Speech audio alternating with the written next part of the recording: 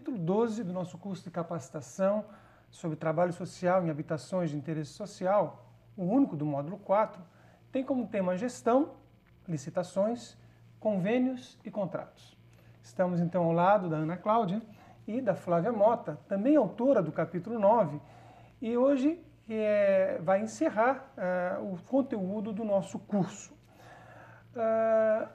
Flávia, na abertura do seu capítulo, você afirma que, em geral, a postura dos técnicos sociais, tanto do programa Minha Casa Minha Vida, quanto do programa de aceleração do crescimento, precisa mudar. Por quê?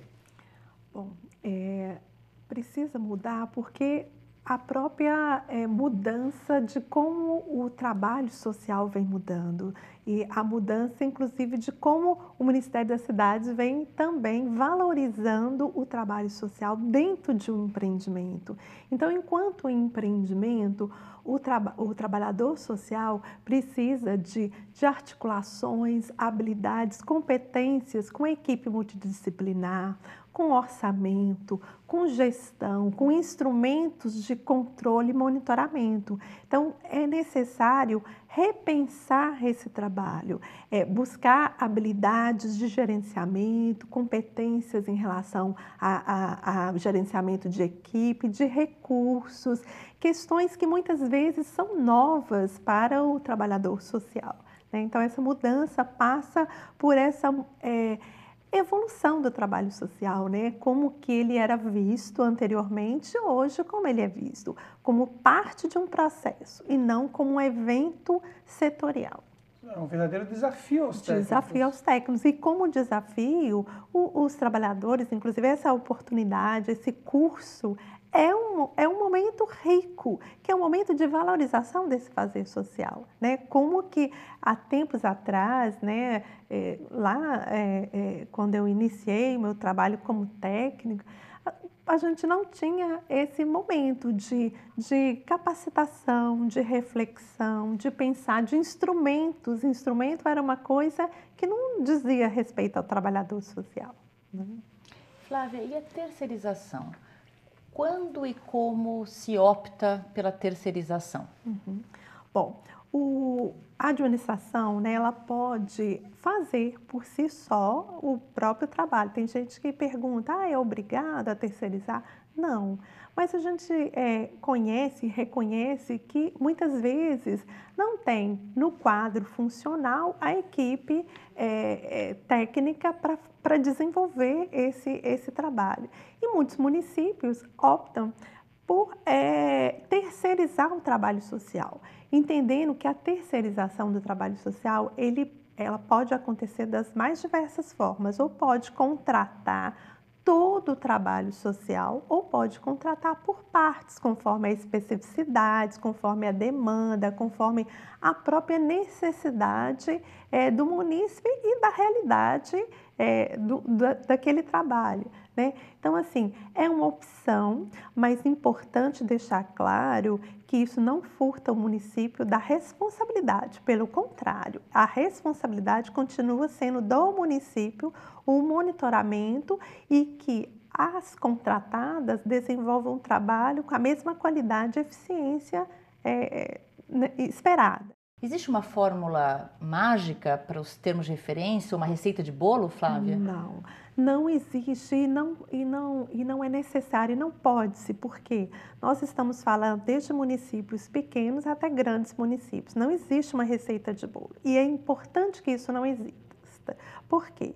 O que a gente tem visto é que com essa terceirização, conforme a necessidade e não tendo restrição, conforme a experiência das pessoas, das organizações governamentais, né, de entidades, de empresas das mais diversas, importante é deixar aberto o termo de referência, até para que as pessoas possam contribuir, as contratadas, com novos repertórios, com novos produtos, com repensar daquela metodologia, agregando valor à característica, à especificidade, à experiência de cada contratante, no caso. O termo de referência pode ser visto como uma possibilidade, né? Não como uma maneira de cercear. Quer dizer, o termo de referência, ele passa a ser um instrumento para externalizar as necessidades próprias locais. Com certeza. E isso vai ser muito verificado através dessa nova mudança que a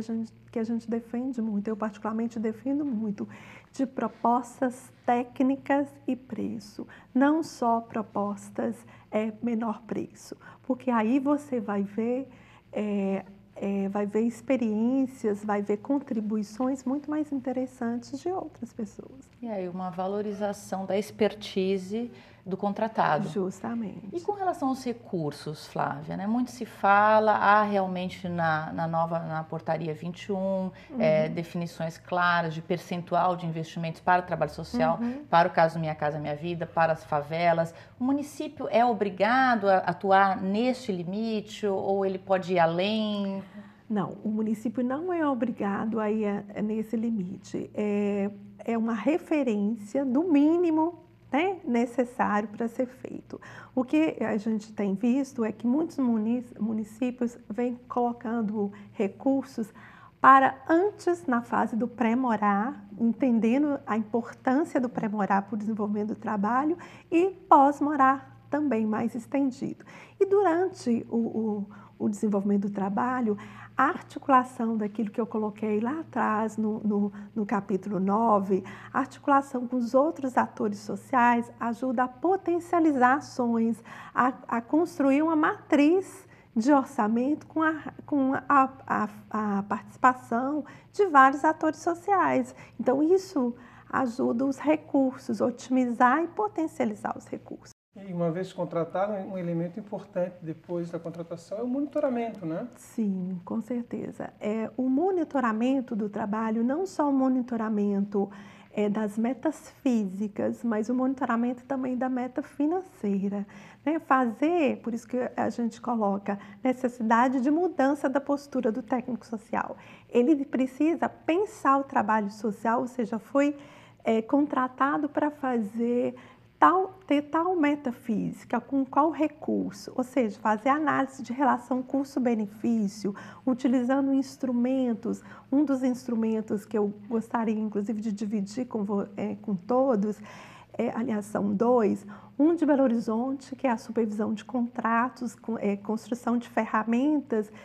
Eu fiquei à frente desse trabalho durante um tempo e a gente construiu instrumentos de gerenciar, de monitorar o físico e o financeiro. E o outro é um instrumento que a Coab de Minas Gerais desenvolveu, que é um sistema na web, que é muito interessante, que vai oferecendo para o gestor público instrumentos de decisão sobre o que foi contratado, como está sendo desenvolvido, o que precisa ser reprogramado ou remanejado. Então, Flávia, estamos encerrando, na verdade, o nosso curso e ficou para você a responsabilidade de dar uma palavra final sobre a importância do trabalho social.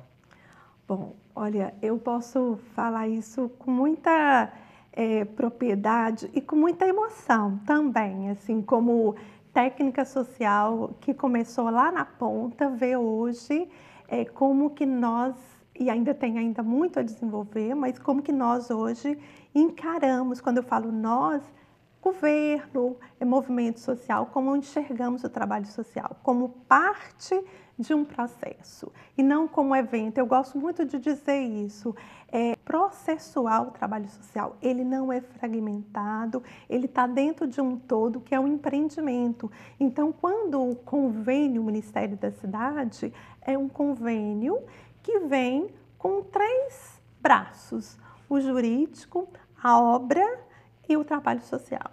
E o trabalho social tem uma rubrica, ou seja, não é mais aquela fase que a gente tinha de usar só a criatividade.